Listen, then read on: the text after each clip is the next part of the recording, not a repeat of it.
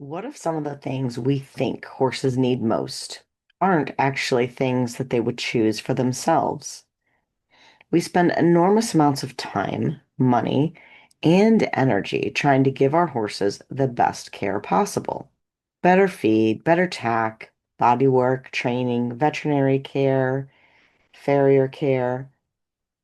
But what if the things they value most are much simpler? Choice, safety, time, connection, friends, a sense that they actually belong.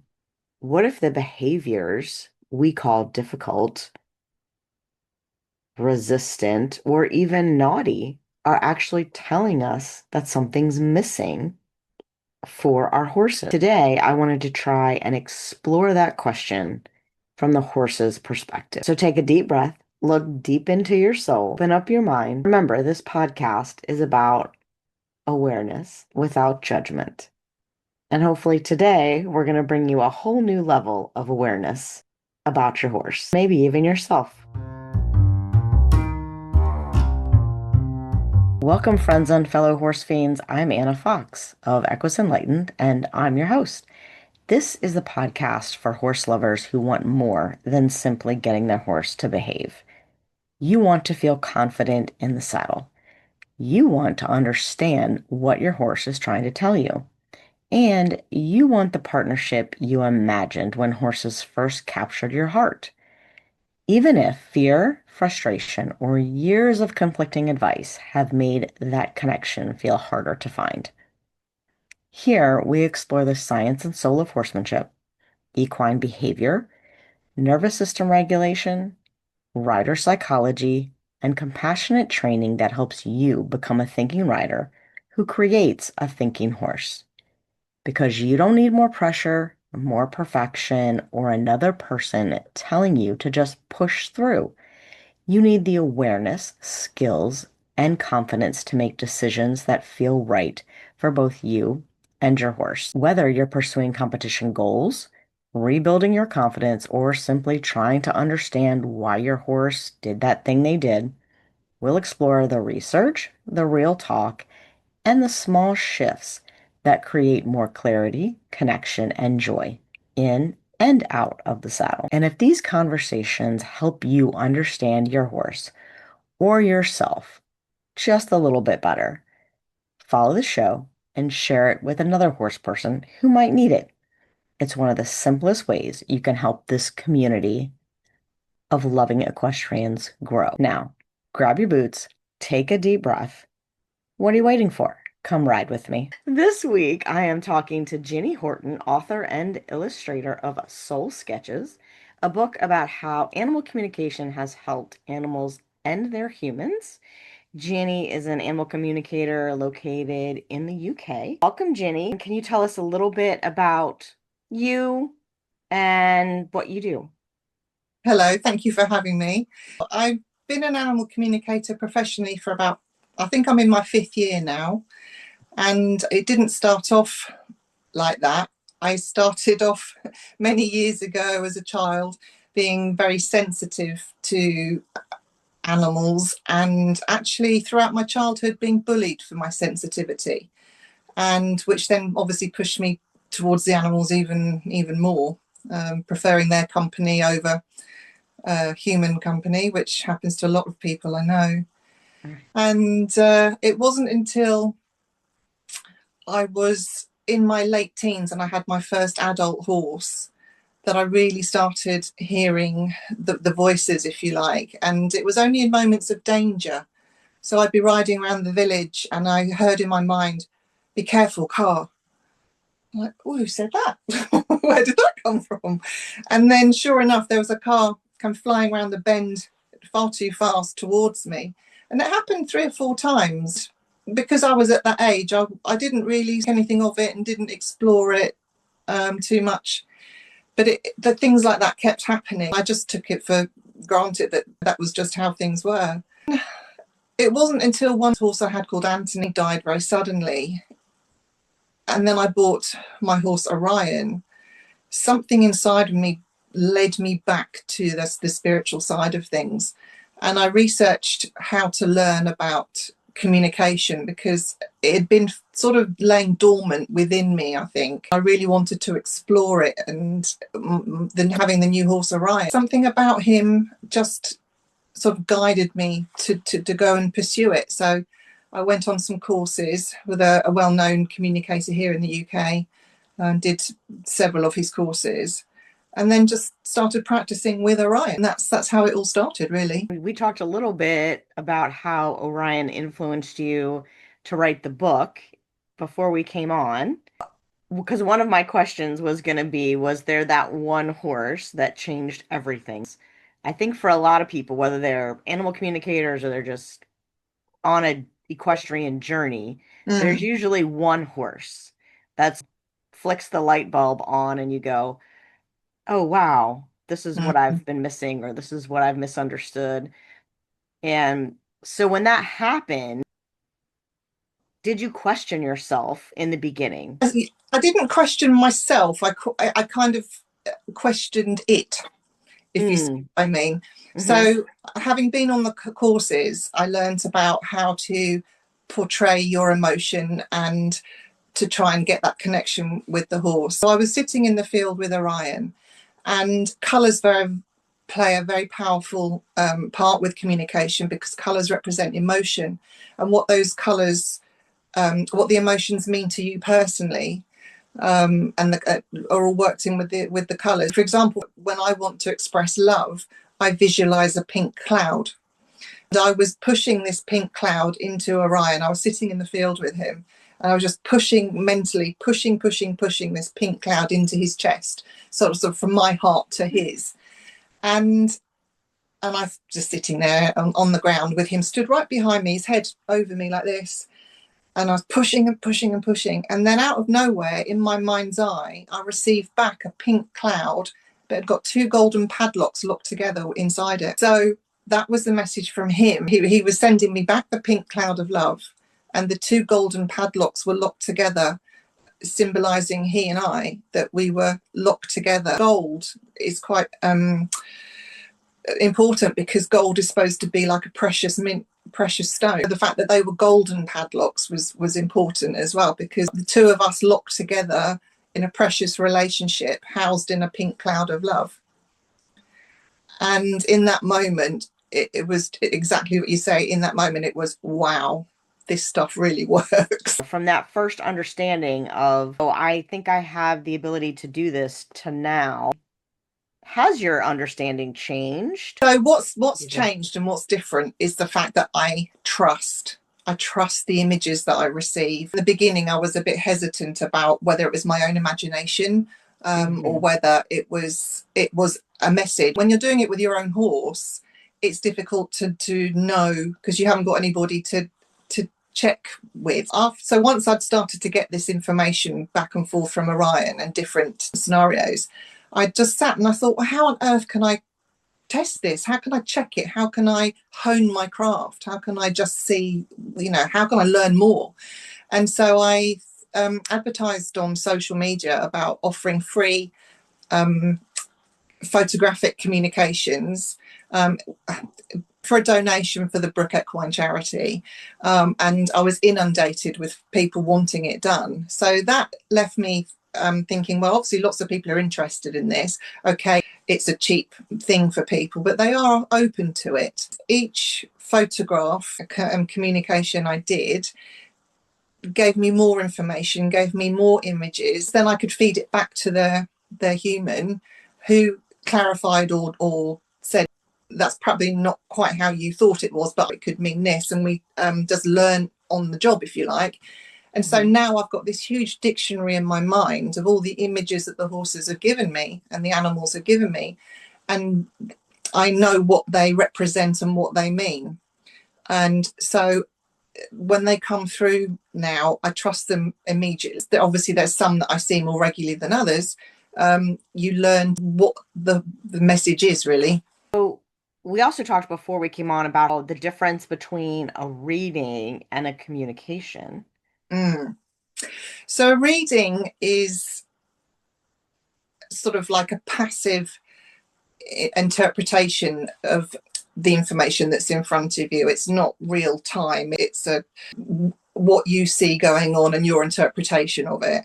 Whereas a communication is a real time live dialogue in the moment. So if you go for a psychic reading or some kind of reading for somebody, it's somebody using their observational skills about your energetic and psychic energy, whereas mine is an actual live dialogue, direct dialogue with the subject, rather than just reading their energetic field.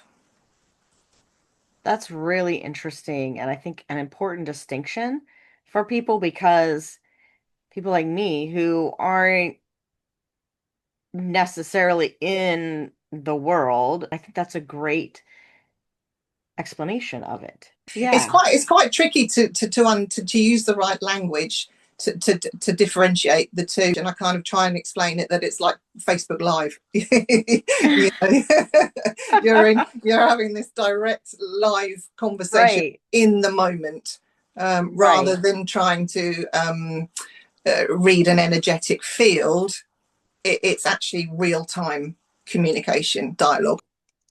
That brings me to a question that I told you I've seen pop up a lot lately on social media is then how do remote communications work? Because I've seen a lot of people in the horse communities asking for actual communicators that will come out to them. People have a hard time thinking, how can somebody communicate with my horse if they aren't here with my horse? That's exactly it, and that's where a lot of the skeptics come in and sort of not attack but question quite forcefully and poo-poo the whole thing, because how can you possibly, exactly what you've just said. But I've got clients all around the world. I've got a lot of clients in New Zealand, Mexico, the US, all over Europe, and that's because it's a telepathic connection, and I do it by a live video call on one of the WhatsApp or wherever. I do like a live video call with the person and their horse. It's exactly the same as if I'm in the room, because it's a telepathic connection. So I don't actually have to be there. I can only really travel about an hour's worth to go out and visit people, because it's such a tiring thing. Each horse takes about 1 to 2 hours to do. It's a really thorough process. So I have to limit my traveling time plus the communication time, and then traveling home again, because it's too draining for me to do that. But the remote sessions that I do are exactly the same, because the connection is exactly the same. There's no difference, and although it's hard to believe, and that's how I do it from photographs as well. I prefer to do it over the video call, because their person is there with them and they can see it happening, and they can see the horses relaxing, they can see the horses licking and chewing and processing the information, and when they go into their trance state, or when they lay down, or they do behave in a way that isn't usual for them, and when they release some emotional trauma that they want to talk about, the difference in the softness in their eye and things like that, they can see it all happening in real time. Do you ask questions, or do you allow the owners to ask you questions and then you ask them to the horse, or how does that work? I do a bit of everything, because I try and give the service that I would like. And so how it works is I always ask the horses permission first. Just because their human has asked me to do it doesn't mean that they want to Right. tell me. It's a very respectful procedure. I haven't got one here with me, but I use a crystal pendulum. It swings one way for yes and another way for no. I also get transferable pain in my own body and with the mental image. So it's a combination of those things for the communication. So assuming they say yes, I then make the connection with them. I take a few moments to see if they give anything to me, because whatever they want to get off their chest, they usually it sort of hits me to start with. I'm Um, sure. I'm yeah, sure they're just so happy somebody wants to know. precisely. Right. And so once they've given me that, then I'll check with their person and say, they're giving me this. Can you take any of this? Do you understand any of this? Does this mean anything to you? Usually it's a yes. And then what I do is I ask them if they've got any physical pain. It's not always a yes. And then I ask them if they've got any physical discomfort. I've never had a horse say no to the physical discomfort ever. Then what I do is I do like a physical body scan, and I start at their feet and I go all around their body asking whether they've got any pain or discomfort in those areas, starting from the feet, going to the past, the fetlock, the camembert, the knee, all the way around, hind legs, hocks, stifles, pelvis, go all the way around. Where they say yes, I use a numbering scale from 1 to 10, asking what level of discomfort they've got, and things like, have you had it a long time? Does it get worse with exercise? Bearing in mind the communication is in real time, so you have to remember that they're stationary in their stable or in their field at the time of questioning. This brings me on to a really important point, that legally I tell everybody that I cannot and do not diagnose.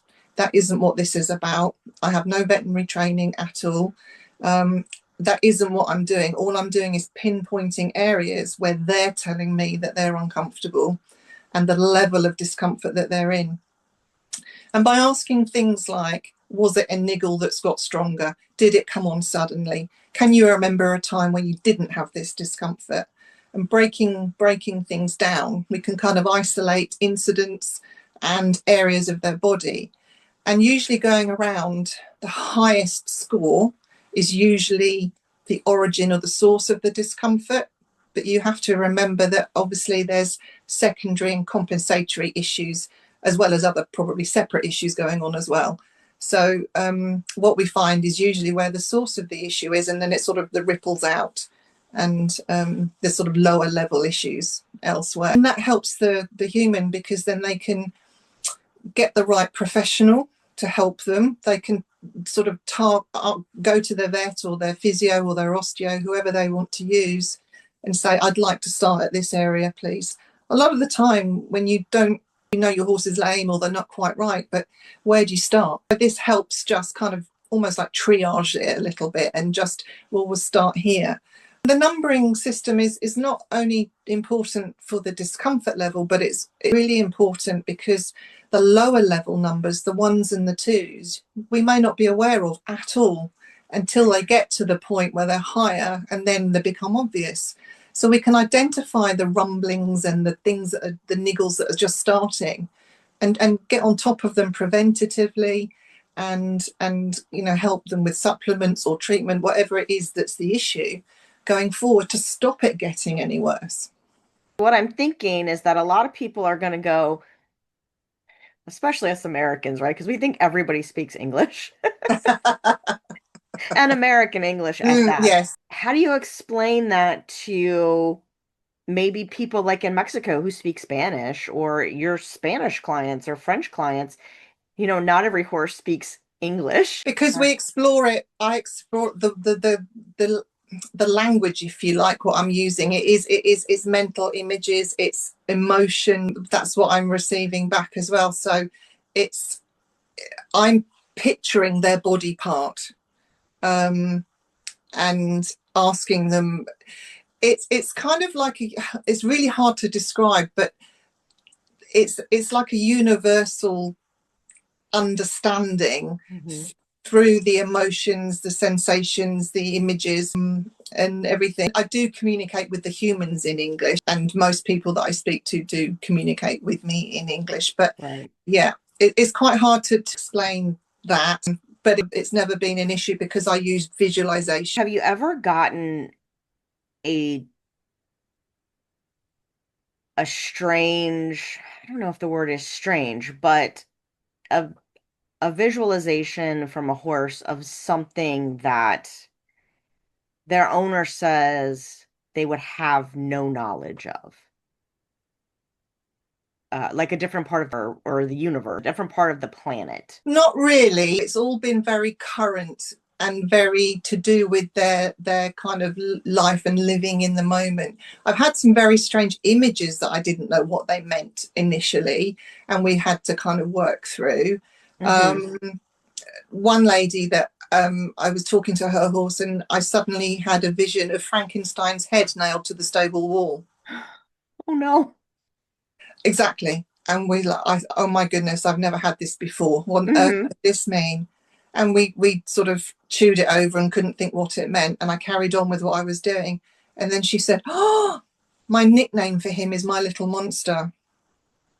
Oh my gosh. So it's things like that that we she immediately realized that he didn't like that. So she said that she wouldn't do that anymore. I get lots of images that need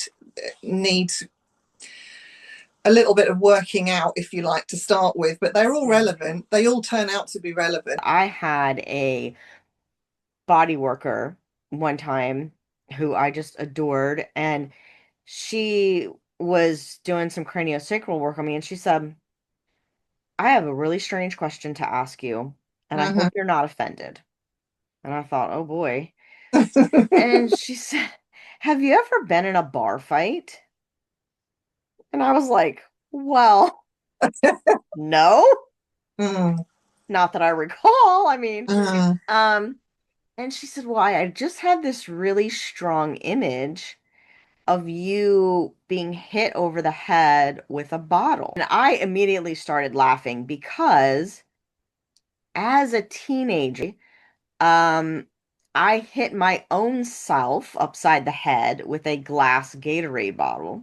Oh gosh. Yes. Swatting at a bee. Ah, okay. It had been a long, hot day of horse showing. I was coming back from the barn to the house. We'd gotten all the horses home, Mm, put away. It was hot, and this bee started buzzing around me. And back then, the Gatorade bottles were glass, and it mm. was one of the big fat ones. And I just started doing this and hit myself in the head with it. Quite funny, that she would get that image some Yeah, probably 20 or 30 years later. yeah. Yeah. I had another one recently there. A lady contacted me, and this was by video, that her horse, she wanted to know whether he was ready to for the final journey. And she wanted to have that opportunity, that if he was, to have that last goodbye and that last conversation with him. Before I'd even connected with him, and I was just talking to her like you and I are now, I had this very strong image of Princess Diana's engagement ring, that huge blue, beautiful blue sapphire. And I said to her, I'm sorry, but I've just got this image, and it's just popped into my head." And she said, "Oh my goodness, I've just come back from Goa, and I've come back with a big blue sapphire, because when it's been done, I'm going to make it into a piece of jewelry with his ashes." They So that was quite reassuring for her, because he kind of already knew. He was like, "Yes, I know it's going to happen. I'm ready. I accept it. It's fine. It's time. And I know that you're going to keep me with you forever." It was a really powerful message. I always feel like my job as a teacher of people is to help them become more aware of things that they aren't necessarily very aware of, in regards to their horses Mm-hmm. foremost. So when you communicate with the horses, do they ever seem surprised by the things that humans don't notice? Not surprised, sad. There's lots of common themes that come through. It doesn't matter the breed, the age, anything, and it's to do with how they're kept in domestic life.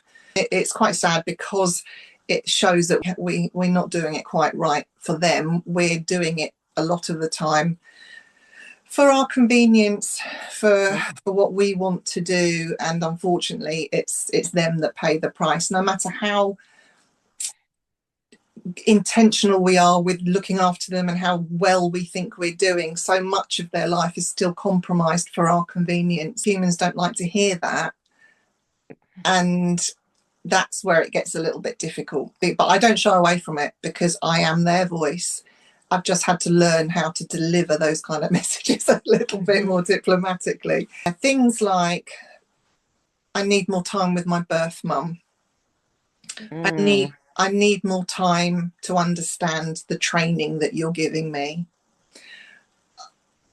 there's no such thing as a naughty horse. I need more time outside.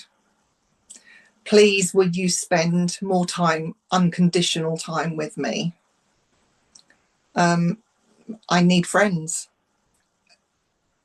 Success doesn't have to be measured with trophies. What they're asking for is unconditional time with us and unconditional love from us. And as humans, we're very conditional.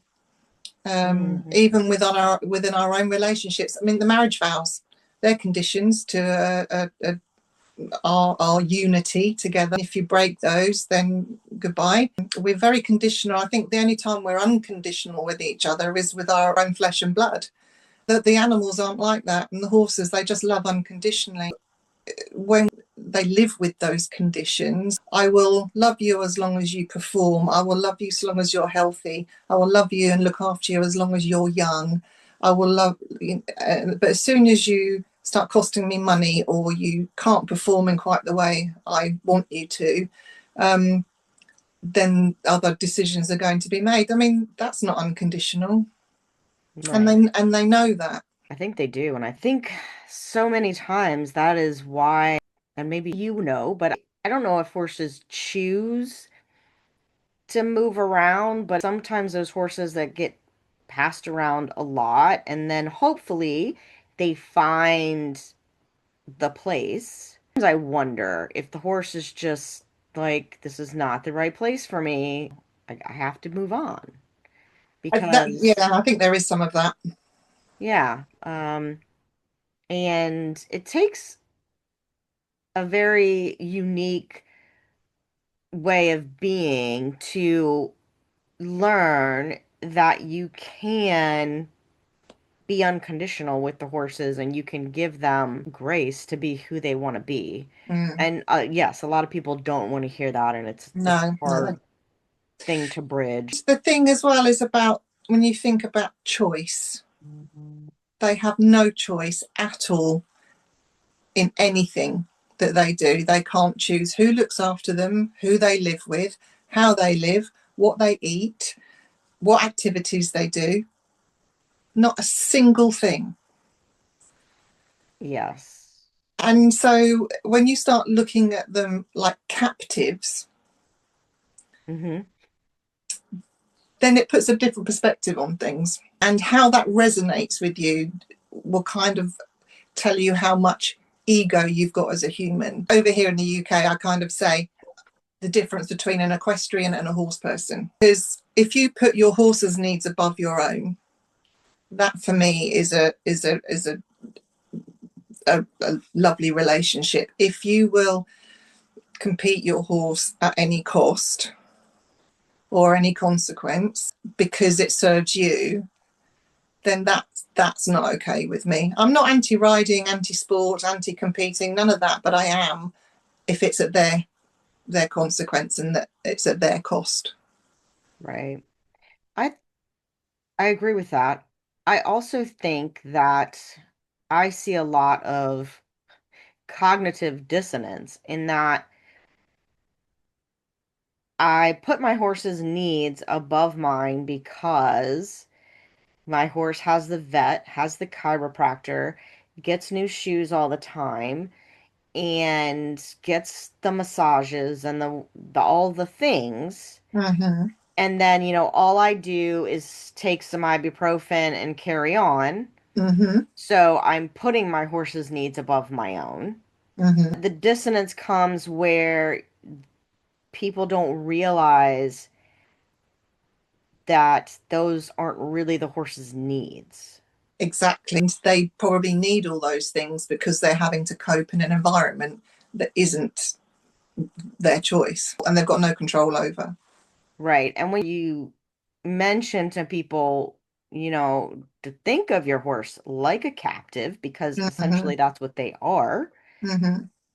there's a whole lot of emotions around that people do not want to get into.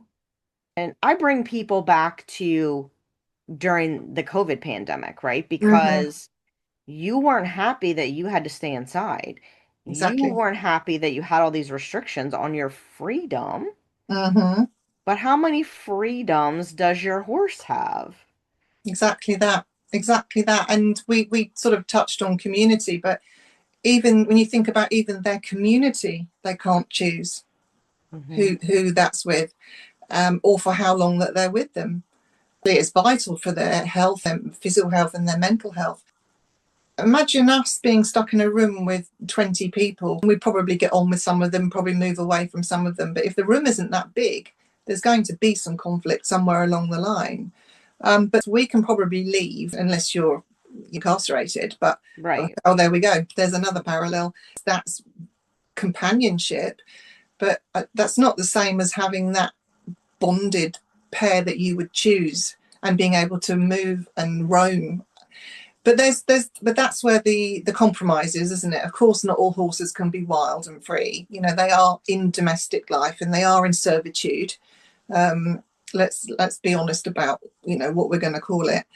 If people are honest and use the correct language and not try and change the suit the narrative, sorry, change the narrative to suit themselves, to justify how these horses are kept, and actually be honest about it by using the correct terminology and the words, it would change their perception on how they kept them and how they treated them. Do you think horses appreciate that awareness of the situation? Do you think they appreciate when we just think that way? Like, Mm, I know this is not the best situation for you. I'm working on it. If mm-hmm. we are aware of it, do they appreciate that? Absolutely, absolutely. Because when you're with them and you're telling them that, they're feeling that emotion from you. That's what they feel, and that's what they connect with. Yes, they recognize verbal cues and commands, but what they actually respond to is the emotion and the energy that you're portraying and you're giving to them. Which is why it's so important when you're with your horses and you've got a feeling that something's not quite right. You trust your instinct, and not be swayed by outside, because you and I have got a relationship. You know me better than anybody. I'm communicating with you as subtly as I can. I don't want to have to shout, "You've got it," because you're wondering about it. Just stick with it and trust it, and act on it now. Because I think a lot of times they are sending us signals Mm-hmm. and we're just not listening, Yeah, right? exactly. Or we don't know how to. I've gotten myself into some sticky situations that I was like, oh, that horse told me, and I Mm. learned my lesson. Yes. Yeah, but you learned, and that's the thing. None of us come into this knowing everything, and nobody does know everything. This won't be a very popular opinion, but all the scientific research, all the behaviorists, I mean, I've got qualifications in horse behavior and equine psychology, and it's all the studies are human observation of horse behavior. Hmm. That's great. That's a human's perception of a horse behavior. What I do is get the horse's perspective on horse behavior. When you were talking about community and having time with their birth mother earlier, I was remembering that I had recently seen something on social media about um like a place where they're they're keeping, all these moms and foals together, and how wonderful is that? We're keeping them together and they can play and they can do all of these things, and the babies can be babies. It did not say at what point they take them away from their mothers, but why is that our perception of what is normal for the horse? Because it's not their normal You at know why? all. It's because of industry, it's because of money. Yeah, can we just say that we have made these conveniences for ourselves to work horses for Yeah. when they were for work and now Mm-hmm. for our recreation and money?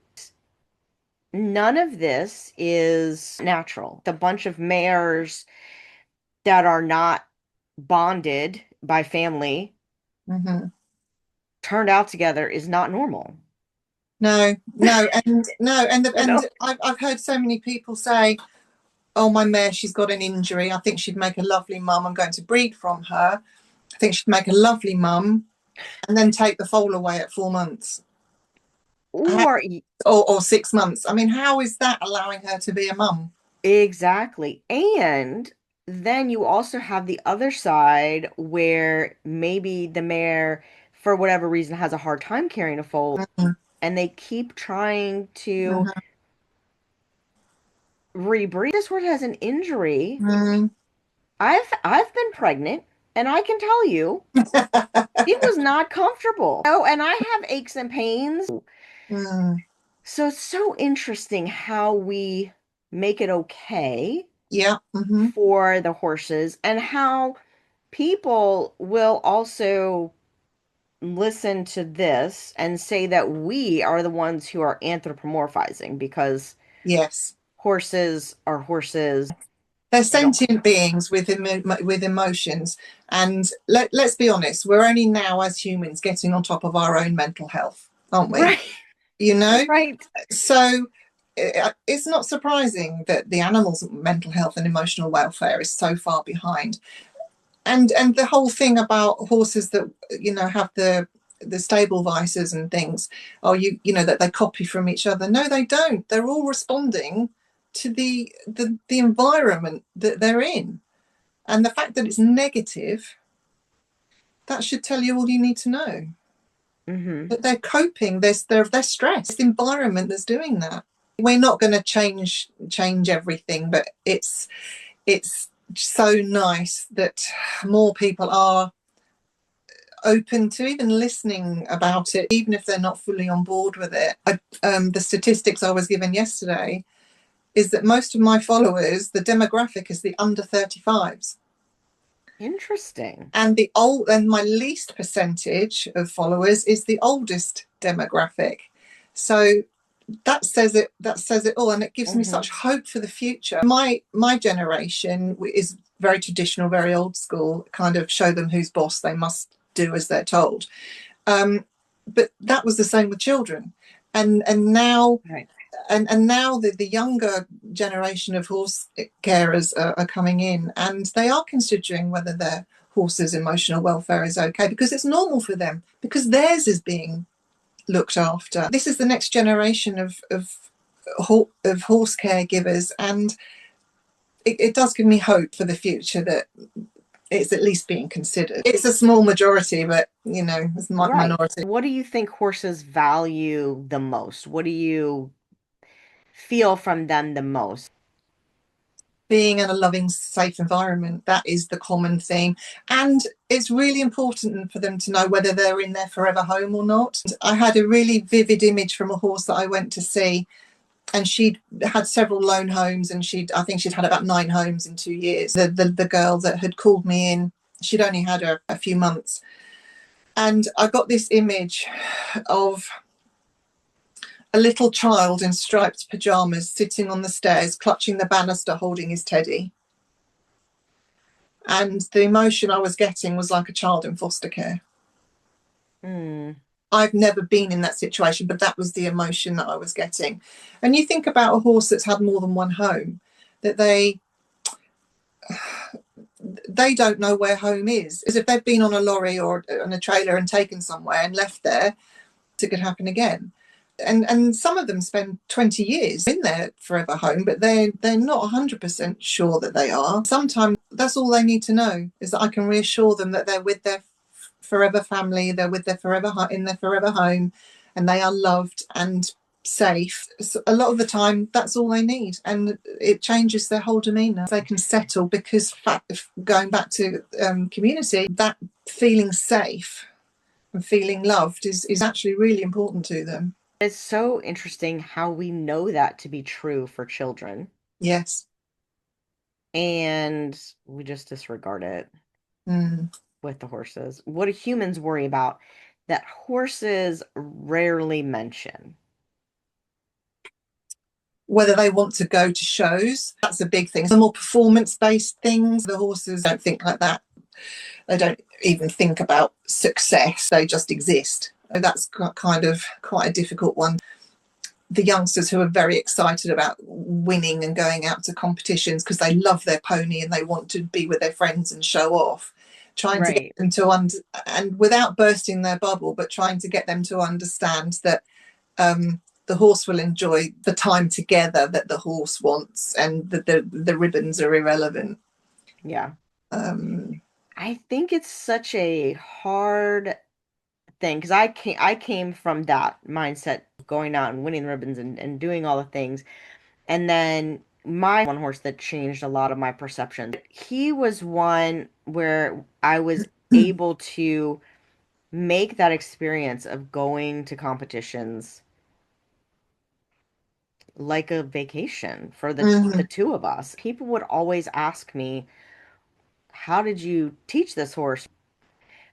I don't know, other than I am 100% happy to be here and we have this whole thing. We have a routine. I let him choose to do certain things as much as I can. A few times, he was either taken to a show by someone else or I had to leave for some reason. In those instances, he was pretty unhinged. Mhm. But even though I'm like, dude, I'm not leaving you, I will be back, was not good enough, apparently. No, and that's because he trusted you. One of the things with Orion, my horse, I used to visualize if I was going on a holiday or vacation, I would visualize to him me getting in a car and going away, but then me arriving back in the car so that he would see me arriving back. And that's what I started to do because I suffer terribly from separation anxiety. I won't go anywhere because I just don't like being away from them. But once I'd Mm. started doing that, and it seemed to sort of do the trick a little bit, I started feeling more confident that he was okay. He knew.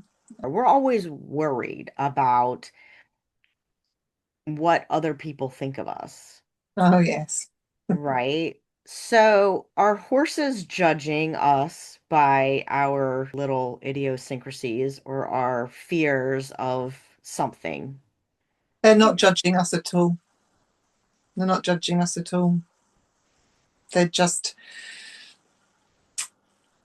coping and waiting to be heard. They don't judge us because they're coming from unconditional love.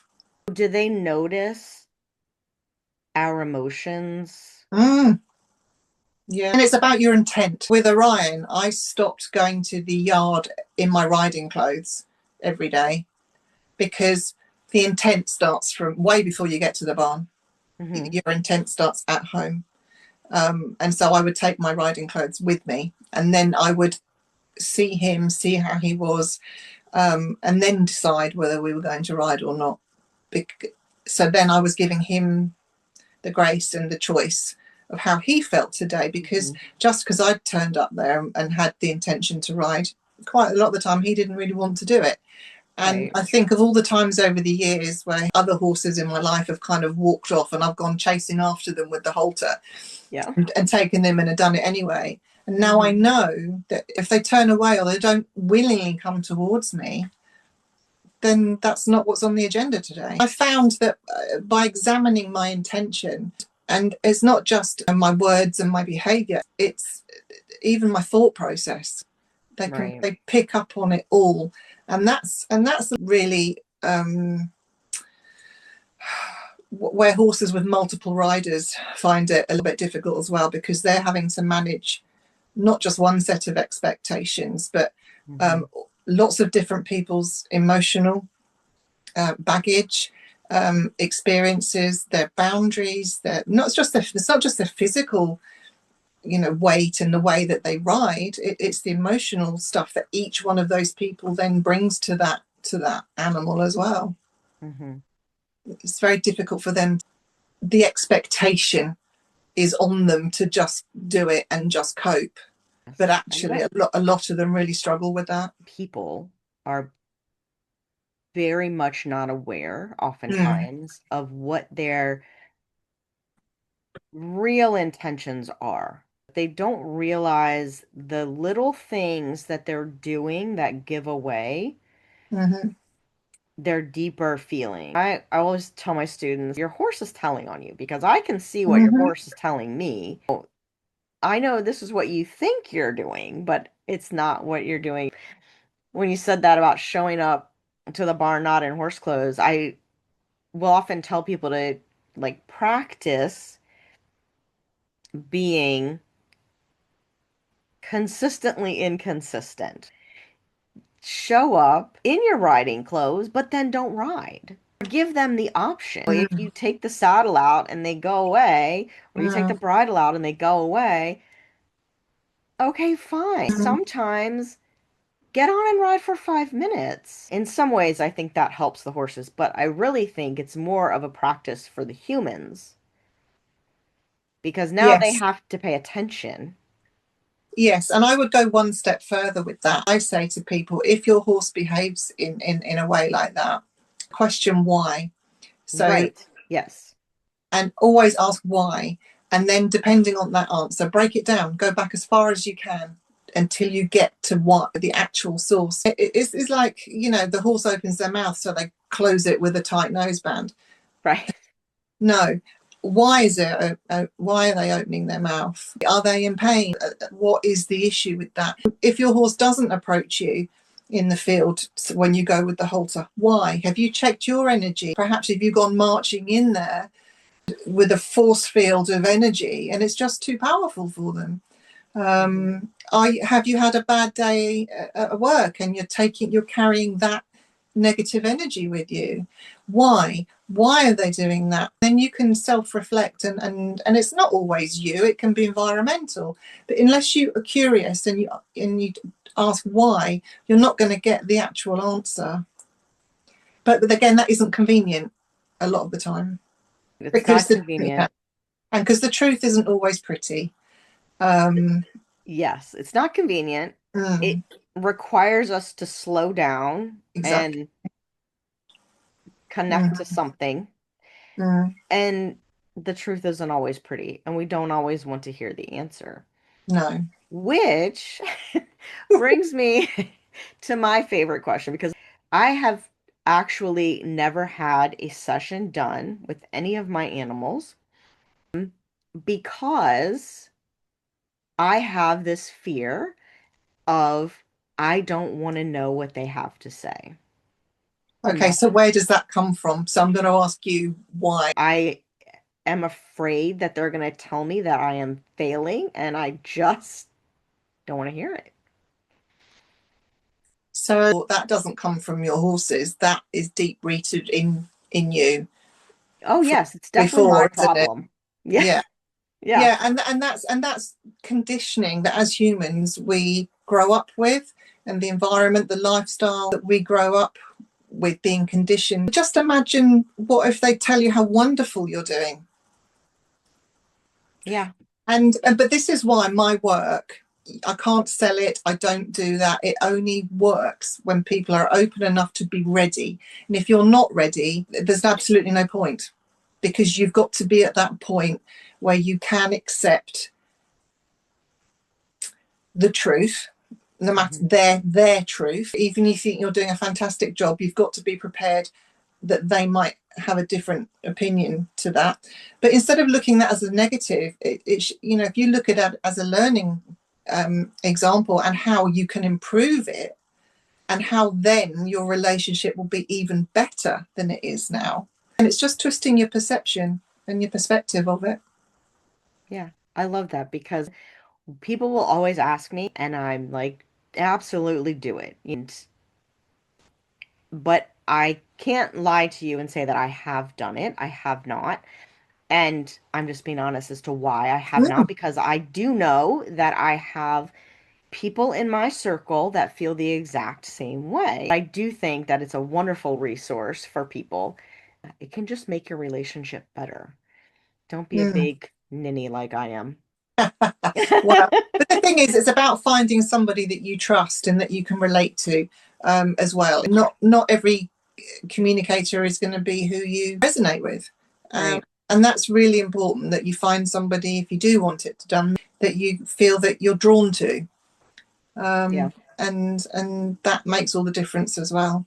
And I want to give you the opportunity to tell us more about the book because it sounds really amazing. It's about my life and what led me to this point. It tells a story about the journey of exploring, the traditional horsemanship, then finding natural horsemanship, studying Monty Roberts, Pat Pirelli, then Buck Brannaman, and going to Montana to the ranch, and just involved, sort of trying to learn as much as I can, and then how that changed and how it related to the spiritual stuff. And then it's lots of testimonies and stories from real people that I've worked with, and it's in their words. They've written in and said about how the problems they were having and how the communication work has helped them and how it has improved or strengthened their bond and relationship with their horses. And I've illustrated the book as well. I've tried to capture the emotion from the horses, because sometimes pictures say so much more than words, and it explains about the colours being so important. And so when you understand that red means pain, purple means healing, black means negativity, when you look at the pictures you see them in a different dimension, and it's almost like they come to life before your eyes, because they're not just looking at the picture, you're actually feeling the emotion that the horses gave to me, that I've then tried to put on paper to teach people. Well, I'm going to get a copy because Oh. I haven't read it yet, and so now I'm excited to. It was a pleasure talking to you. Thank you for having me. It's been lovely to have the opportunity to talk about it. So thank you. You are welcome. It was so great talking to Ginny. And yes, we did forget about your 10-minute experiment when we were recording the episode. Ginny was gracious enough to record her 10-minute experiment for you, and I'm tacking it on to the end of this episode. Let's see where it takes us. Hello, it's Ginny Horton, animal communicator here again. And I just want to talk a little bit about something that I ask all my clients to do in preparation for a communication, whether it's by video or whether I go in person. And I always ask everybody to write down a list of questions that they would like to ask their horse. They keep the questions and I don't see them. They keep them for the actual day of the communication. And it's really so that they don't forget to ask anything that they've got a burning desire to know or have been wondering about. And in case I forget to ask it organically. But actually it tells me an awful lot about their relationship and what they consider to be important about their relationship. And we always go over them afterwards. And it's just a really good way of seeing where your relationship is on a subconscious level. And because if your questions are primarily performance-based, then you can see that perhaps a little bit more emotional support is needed for the horse. And it's a really good way just to see where the balance lies in perhaps the management and the emotional needs of the horse, whether they're being addressed perhaps as much as they could be. And so the questions there's no judgment based around them. It's just a really good subconscious way to have a little assessment of where your relationship really is. So I'd like to invite you to just spend 10 minutes or so and just think about, if you could ask your question to your horse, just write them down and see what comes up. I mean, there's the usual ones of, are they in pain or are they happy? But it'd be really interesting to see how many are actually performance based and how many are actually just genuinely about the horse's needs and their likes and their wants, and whether they're actually feature as a priority as much as perhaps they should be, or even if it's a really good marker that they do feature heavily. So you can really give yourselves a pat on the back and really take comfort from the fact that you are really considering your horse's needs and emotional welfare. So On that note, I would also just like to say that, of course, I know gold is a precious metal. Just got a little bit of stage fright in the interview with Anna there, but yeah, I hope you find that an interesting exercise, and yeah, don't think about it too much. Just write the questions down that if you had the opportunity to ask your horse anything, and then just have a look and see how they're weighted, and that should give you the genuine answer as to where your relationship is. So good luck with that, and I look forward to seeing if there's any response. All right, horse fiends, thanks for spending time with me today. If this episode got your gears turning, don't let the conversation end here. Come join us inside the Happy Horse and Rider Lab, my free community on school.com, where you can share what you're noticing, ask questions, and connect with other thoughtful horse people. We're going to keep exploring how these ideas apply to you and your horse. If you're ready for more structured support, you can also find the Reconnect, Rebuild, and Ride with Heart inside the school community classroom. Don't worry, the link is in the show notes. I can't wait to see you there.